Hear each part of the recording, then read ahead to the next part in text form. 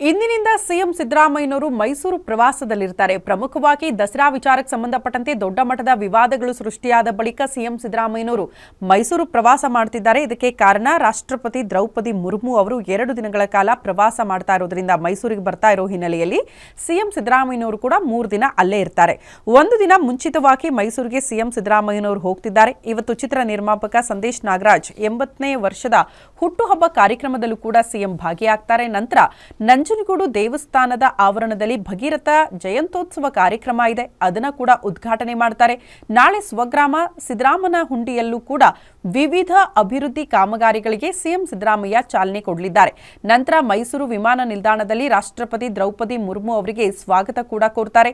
ನಂತರ ಅಖಿಲ ಭಾರತ ವಾಕ್ ಮತ್ತು ಶ್ರವಣ ಸಂಸ್ಥೆಯ ವಜ್ರ ಮಹೋತ್ಸವದಲ್ಲಿ ರಾಷ್ಟ್ರಪತಿಗಳ ಜೊತೆಗೆ ಅವರು ಭಾಗಿಯಾಗ್ತಾರೆ.